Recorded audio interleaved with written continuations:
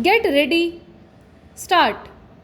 The bill, as passed by the Lok Sabha, is already with the honorable members.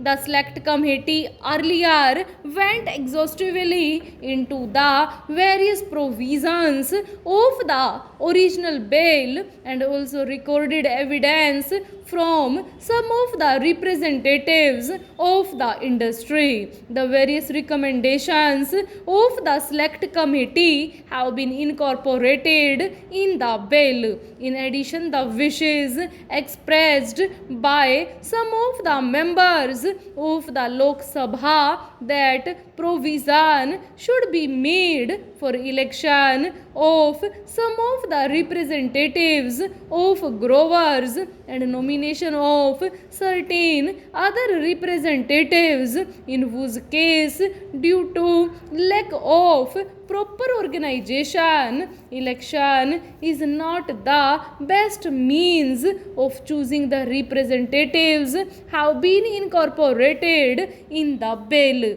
Then this bill, as it has emerged from the Lok Sabha, I hope is of a non-controversial nature, relatively speaking. I may be permitted to explain in brief the changes that have been made in the original act. The difficulties of small growers have been appreciated, and the major portion of the acres of rubber cultivation is held by the small growers. The small grower has been defined in the bill as one whose estates do not exceed 50 hectares in extent.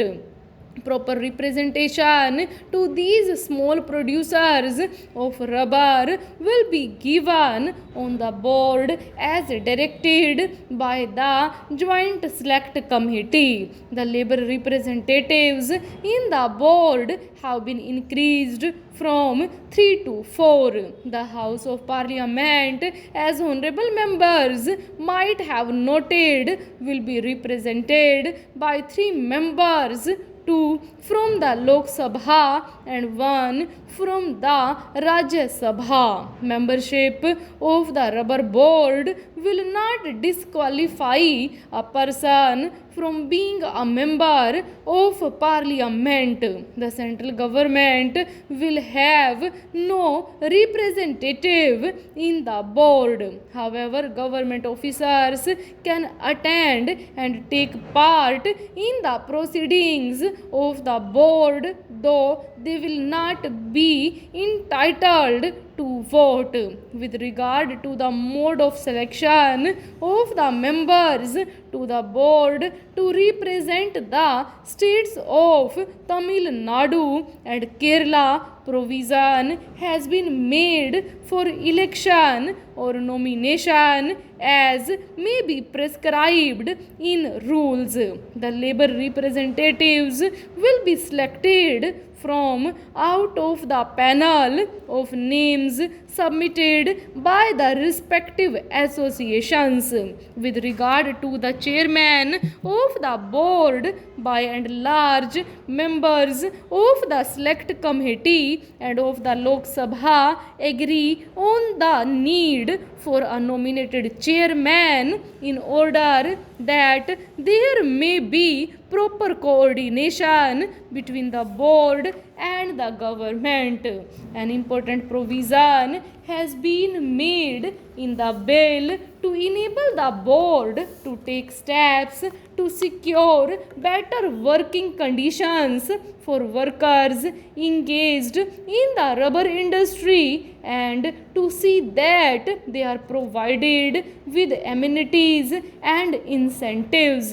I should also like to tell the House that the present production of rubber is about 22,000 tons a year.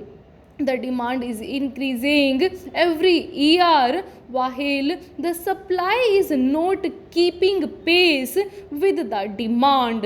It is proposed to fill up the gap over the short period by importing rubber and over the long period by implementing the scheme for the development of the rubber industry. The bill, when passed, would enable the board to import rubber, and a provision has been made as to how any profits that are made out of this import of rubber should be utilized. To increase the production of rubber, it is proposed to take up the development scheme, the details of which are being worked out.